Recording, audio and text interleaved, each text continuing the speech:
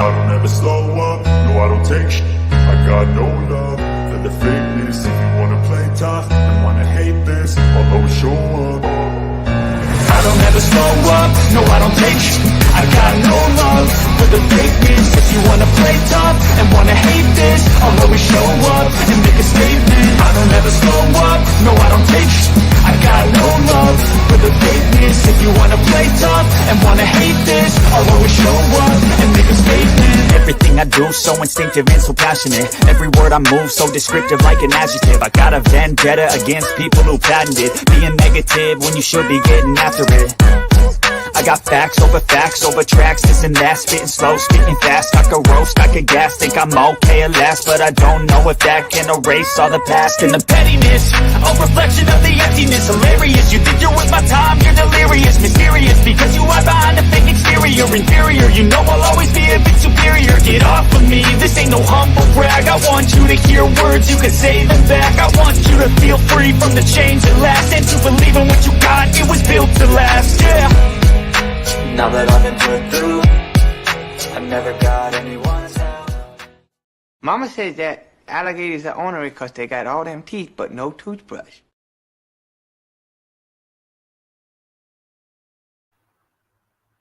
Hello. Excuse me. Hello. Hey, Crystal. How are you? So, I just decided that I was going to go ahead and play Law and Crime right now and what they're talking about and possibilities of what's going on. We do know he pled not guilty. We do know he has a trial set for October 2nd, 2023. And I'm going to go ahead and play. They're going to play the video once it's released. So we can just watch this until the video comes out. Welcome back to the Law and Crime Network. I'm Linda Kenny Bodden. Let me tell you that Bryan Kohberger is in that courtroom in Idaho where he has been arraigned on these slayings, the brutal murders of Kaylee Gonzalez, Madison Mogen, Zaina Kernodle, and Ethan Chapin. But let me tell you exactly what happened because it was very interesting. When the judge read the charges to him, including a felony burglary, he was asked whether he understood those charges and whether he has a copy of this indictment for first-degree murder and for burglary. And he answered, apparently very forcefully, according to our own Anjanette Levy, who was in the courtroom, I do. I have it, and I understand those charges. You know, I do, basically, not getting married, but understanding the charges. But the defense attorney, Ann Taylor, spoke to the judge and said that she and Bryan Kohberger will be standing silent. And they did when he was asked to enter a plea on whether he is guilty or not guilty on the charges of murder and burglary. And because they stood silent, sometimes your attorney will enter a plea for you if you don't want your defendant to speak. The judge entered the plea of not guilty. What further came out is that she did ask for a trial date in October 2023, which is just outside the speedy trial limits. So there must be something worked out there. And the prosecutor agreed that that would be perfectly fine and they could be ready then. So Bryan Kohberger in court, as soon as we have that tape, we will play it for you here on the network and also online. So let me go to my guest, though, and to talk about something. But before I do that, I want to play a clip of C.C. Moore. She is the investigative genetic genealogist that we were discussing before I told you about the arraignment. Let's listen to a little bit of that clip because it plays into this case. No one's being arrested on genetic genealogy alone. Genetic genealogy is simply a tip. It's a lead generator. It's a highly scientific tip, but it's still just a tip. So we can point law enforcement in the right direction with this technique, but they still have to perform their full investigation. They still have to do everything they would do if someone called that tip into Crime Stoppers. Most importantly, they need to collect DNA from that person of interest and compare it to their court admissible genetic profile. And that is that law enforcement profile that is compared against their databases, that CODIS profile. And so that is the one that is court admissible, and that is the one that is used as the basis of an arrest warrant. And so I expect when we finally get to see that, it'll likely barely mention genetic genealogy. It may not mention it at all. It may just say that they were able to collect surreptitious DNA from him, compare it to the crime scene DNA, and they got that match. That 1-to-1 exact match is what they need. And those are the ones we often hear them use statistics, like 1 in 30 trillion people would have this profile. And that is what gets someone arrested and is used in court and eventually helps convict someone, not the genetic genealogy. Okay, let me bring my guest into this. I first want to go to Ron Zambrano, who has been waiting to discuss this issue. Let me just tell you, Ron, for our viewers, CeCe Moore actually is responsible for getting an innocent person freed through the Innocence Project, but she actually had initially got the wrong person because all those little twists and turns of people, she had made a mistake, and the person that she identified couldn't have been the person. He had absolute alibi, okay, even years later. And she went back and she found where that mistake was, and indeed they found the new person who was guilty and exonerated. It was an exoneration of the Innocence Project through genetic genealogy. But it never gets really used in court in a criminal matter to convict somebody. It's always the DNA. Why is that? Typically because it's a foundational issue. It's a reliance on the technology. Even she did, I believe, in the beginning of her interview, said that it's fairly new, the science. So it hasn't reached the level of other sciences that have been allowed through the judicial system to be used to be admissible evidence. Also, it allows.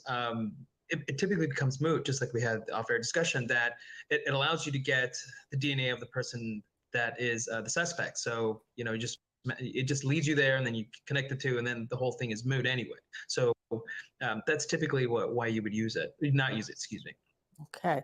And then Bob Mata, I'm just going to warn you, Bob. I can tell you right now that the judge is authorizing the release of that video, and it's coming in. So as soon as we have it, I may have to cut you off so we can get it ready to play. I hope you have no offense. But in the meantime, you were explaining to our viewers something about if the sample of the ninth chief of DNA was consumed in regular DNA testing, then you believe it's incumbent upon the prosecution to give over the genetic genealogy. Could you explain that a little bit more? Because the prosecution, my understanding is, says since it doesn't prove innocence, it doesn't go over to the defense. And since it never gets used in court, maybe he's right. Right. And you know what else the prosecution argued is that the DNA profile from the genealogical DNA side of it doesn't belong to the defendant, which is true. It's not his DNA in total. It's obviously got a portion of his DNA that would be found in his primary profile when they get his DNA, which they have now. And that's the bigger picture. That's the bigger picture.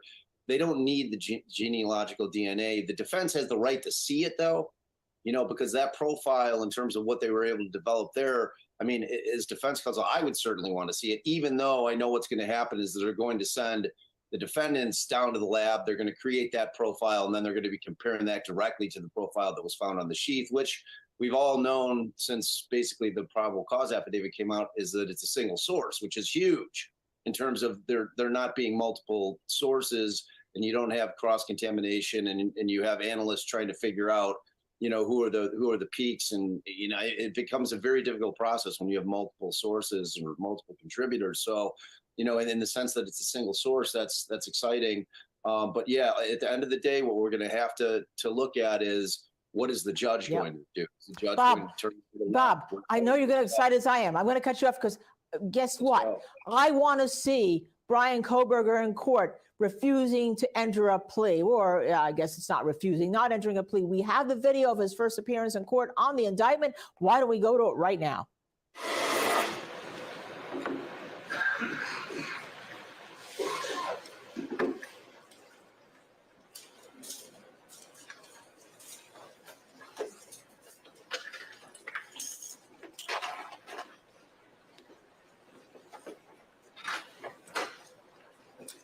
All rise.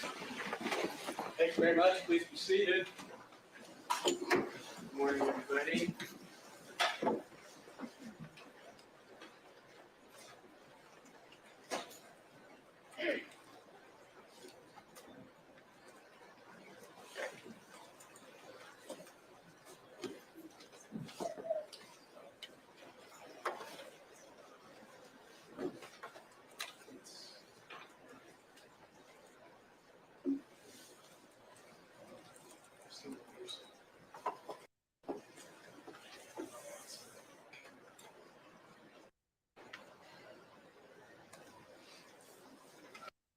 We have some people on Zoom here too, so we're going to hide it.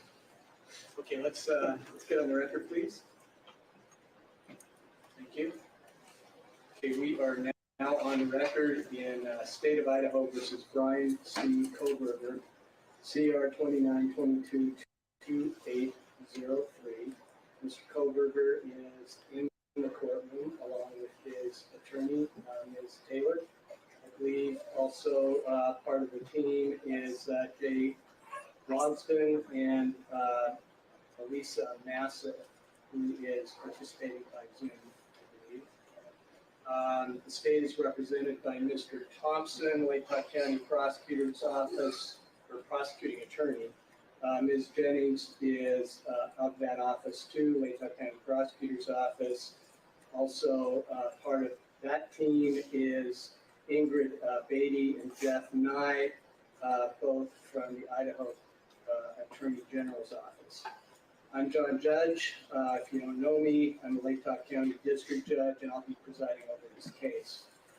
So, Mr. Kohberger, you've already heard a lot of what I'm going to tell you at your initial appearance, but I'll repeat it to you because it's important, and I want to remind you of these issues.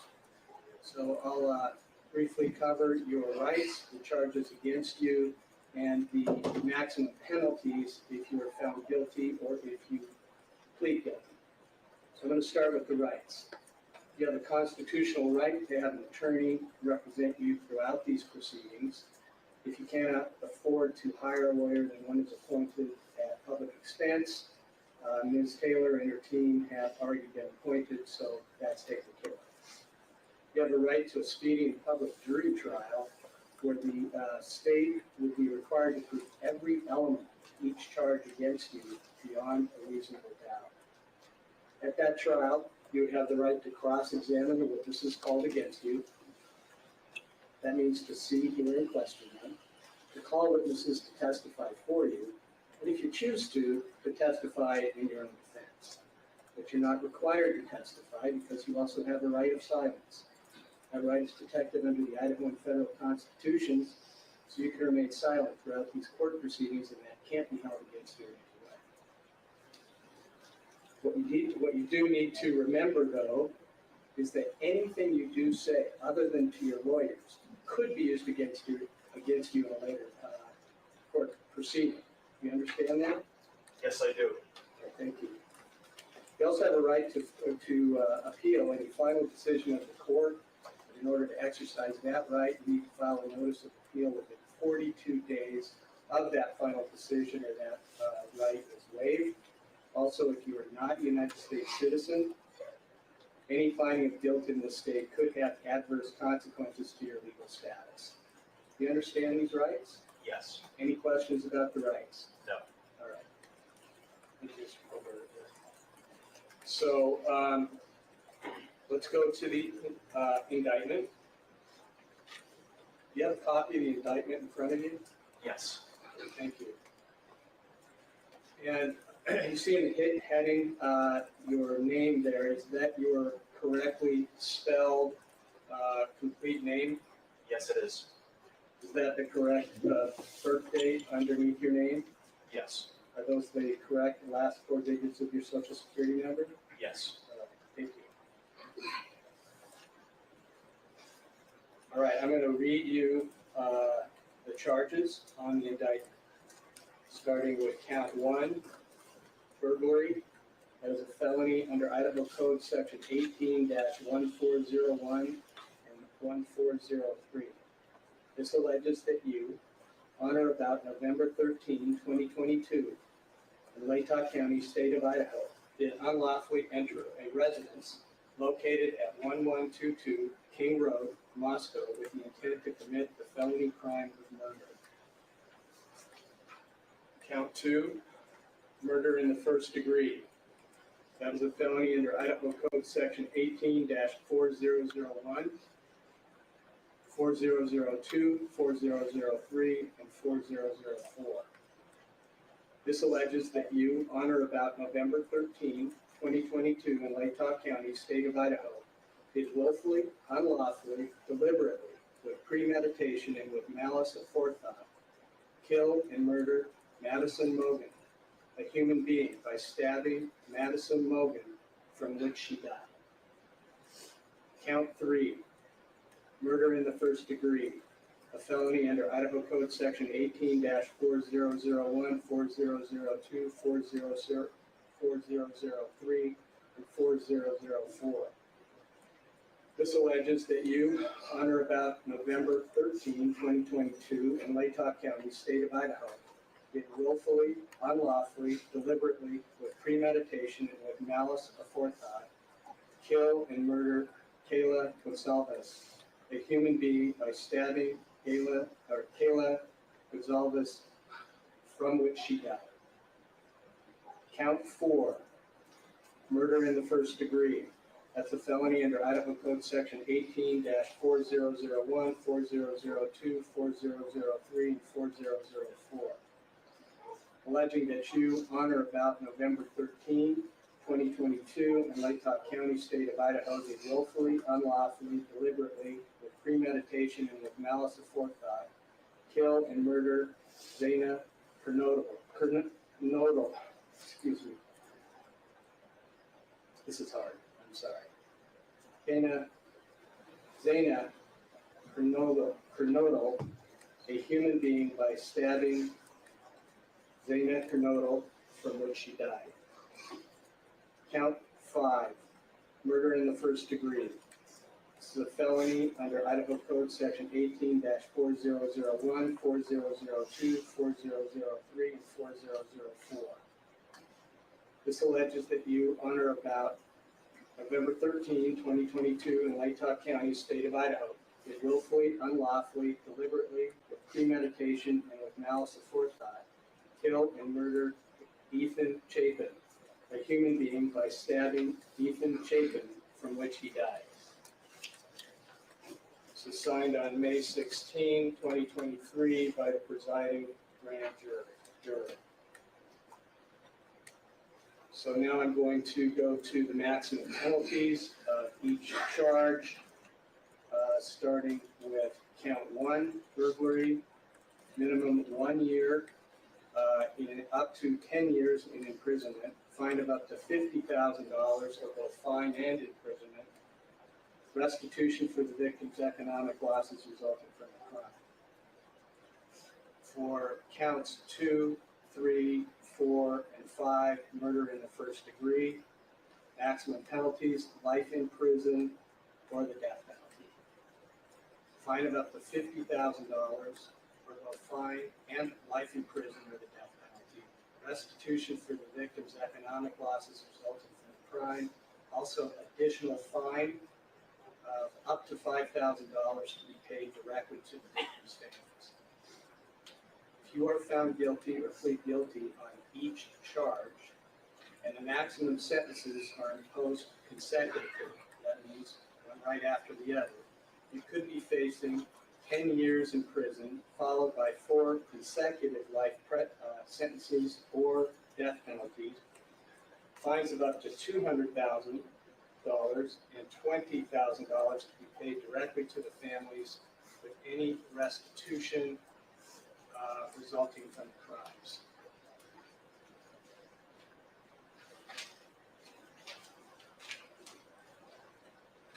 Okay. Mr. Kohberger, do you understand the charge in count 1, burglary? Yes. Do you understand the maximum penalty? Yes. Do you understand the charge in count 2, murder in the first degree? Yes. Do you understand the maximum penalty? Yes. Do you understand the charge in count 3, murder in the first degree? Yes. Do you understand the maximum penalty? Yes. Do you understand the charge in count 4, murder in the first degree? Yes. Do you understand the maximum penalty? Yes. Do you understand the charge in count 5, murder in the Yes. first degree? Do you understand the maximum penalty? Yes. Okay, Ms. Taylor, is Mr. Kohberger prepared to plead to these charges? Your Honor, we will be standing silent. Okay, because Mr. Kohberger is standing silent, I'm going to enter not guilty pleas on each charge, counts 1, 2, 3, 4, and 5. Now, at this juncture, the state has 60 days to give notice of intention to seek the death penalty. And Mr. Kohberger has a constitutional and statutory right to a speedy trial.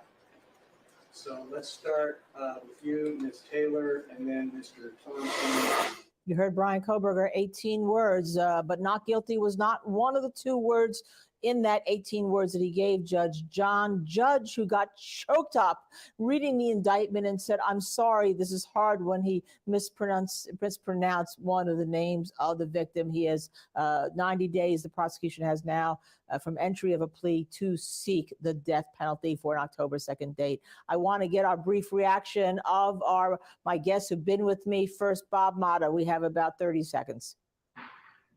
It went pretty much as planned. The ultimate, end of the day result was that he pled not guilty, even though the judge did it on his behalf. So no huge surprises other than that they did set that trial date, which there's no way it's going in October of 2023. Okay. And Ron Zambrano, your initial thoughts of seeing Bryan Kohberger for the first time since January of this year and seeing what occurred in that courtroom?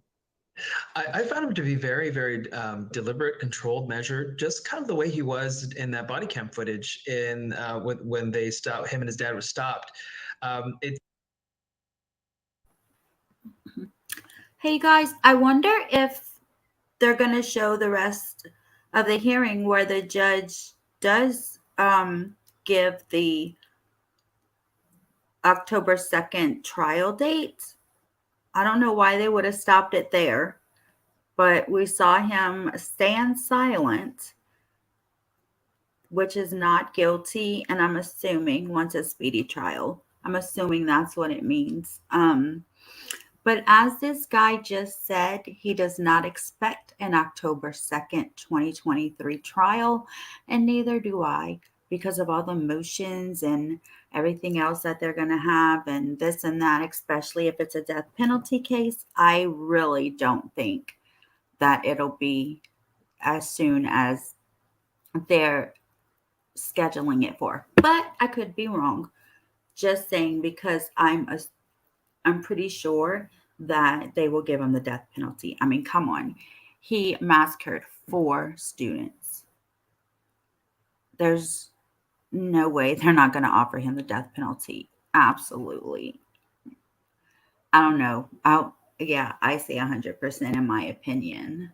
So, they have 60 or 90 days for that. I thought it was 60, but that lady just said 90. And then, they're going to have motions and then I don't know if they're going to have a motion like Chad and Lori did for cameras, but they're going to have a motion for every single thing. So I even see defense motioning for an extension because they don't have enough time to go through all the evidence. Hold on 1 second.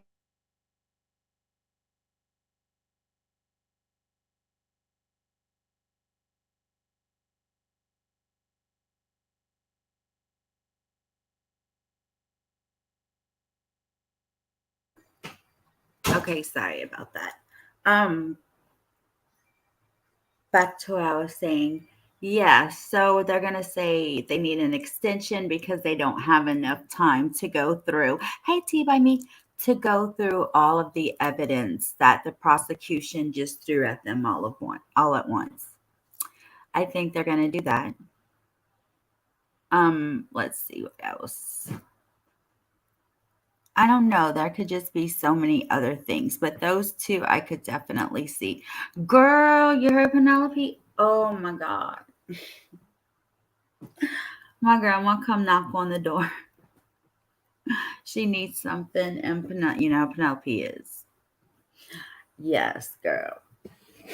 I guess she's liking it in that's what I was about to say. I guess she's liking it in Louisiana, dude. I've only been here a couple of days. Let me get rid of this because obviously they're not going to show the rest. T by me, I finally got monetized. You see that? I have memberships now and everything. Yes, it's wonderful, you guys. I'm still waiting for a thunderstorm, though. I'm still waiting for a thunderstorm. I can't wait. I miss them so much.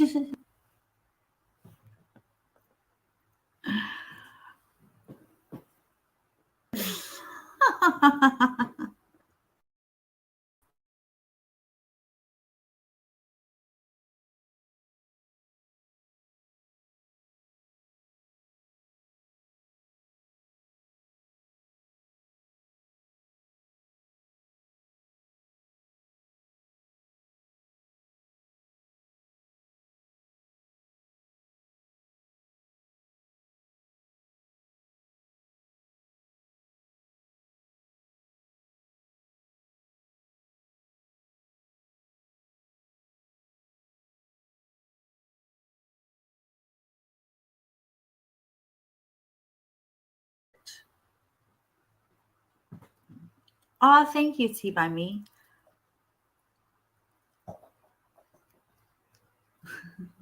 Penelope, Sarah's talking about you. Penelope, Sarah's talking bad about you. Her ears perked up. I swear to God, y'all, she's spoiled. But anyhow, thank you to all the people that subbed up so far. They're not in here because their other person is live. And most of them mod for her. Anyway, yes, I got a super chat today. Thank you for that. I'm serious. All my members I have came from Perplex QT. And because I'm a mod over there for her. And they come here and watch me too. So, well, Sarah, that's who Rock Jim and Kaz is. That was with me for the Lori Vallow trial. That's where I met them. And they're all members. But they're over there with her right now because she's live, which is where I'll be when I end. So anyway, yes, I have memberships now. I am monetized. Finally, I did it with the help of you guys. Thank you very much. I really appreciate this. I really didn't think it would happen, but it did. So I shall see. I'm thinking about doing a trivia with a cash prize. Hey, Kaz. I said your name and poof, you popped. Oh, Tea by Me. Thank you so much. I forgot what I was saying now. Thank you.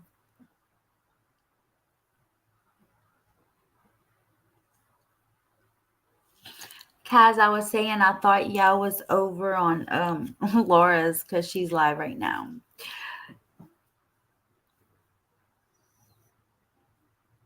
Thank you. Oh, I really appreciate that. Let me see. Look, y'all. Oh, thank you so much. So Kaz, you heard that October 2nd is the trial date, and he pled standing silent.